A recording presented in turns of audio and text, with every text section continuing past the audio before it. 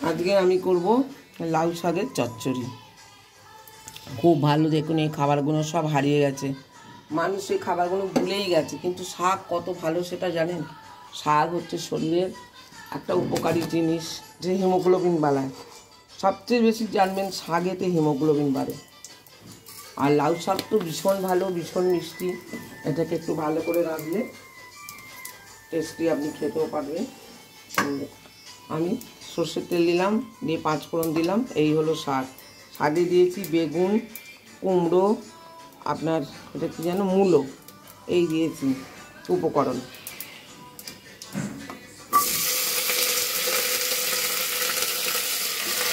শীতকাল এসেছে, যত সবজি খাবেন তত শরীরে হিমোগ্লোবিন বাড়বে।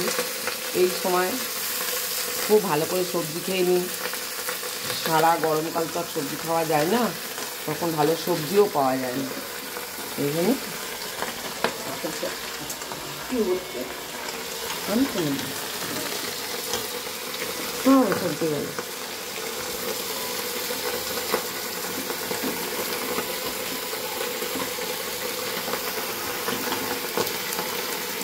এটাকে আমি এইখানেই প্রেসার কুকারে খুব শর্টকাটে একটা শাক দেখাচ্ছি।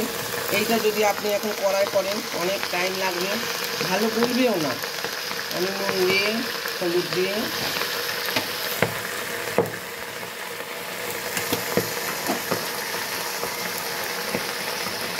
হলুদ দিয়ে দিলাম,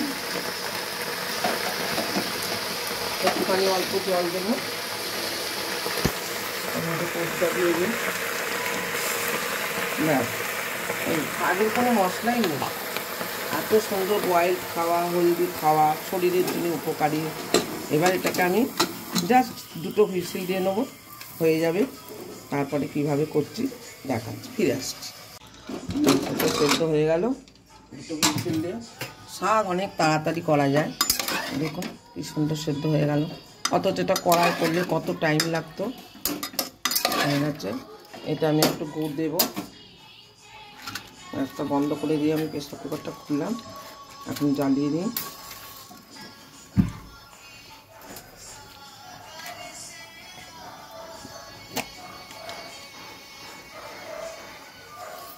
গুড় দিলাম।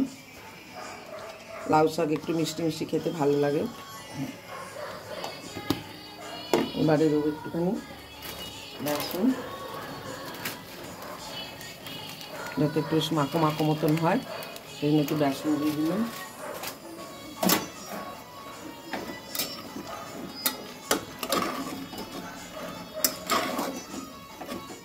অল্প একটু জল আছে, এটা মুখবে।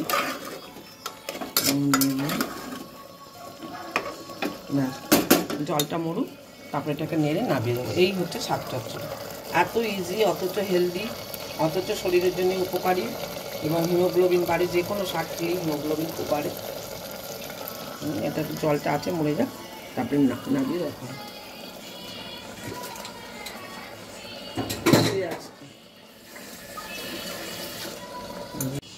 দেখুন শাকটা প্রেসার কুকারে করলে কত সুন্দর হয়, কত মাখো মাখো হয়, এবং জল কাটে না। কিন্তু কড়াই করতে গেলে দেখবেন অনেকক্ষণ টাইম নেয়, প্লাস জল কাটে।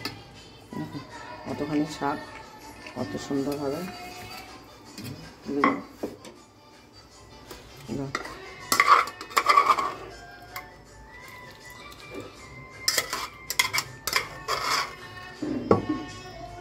কত সুন্দর মাখো মাখো চচ্চড়িটা হয়ে গেছে। আমি ইচ্ছা করলে একটু কমও গলাতে পারেন।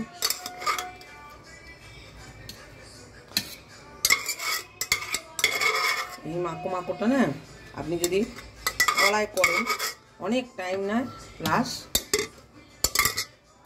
জলে করেন।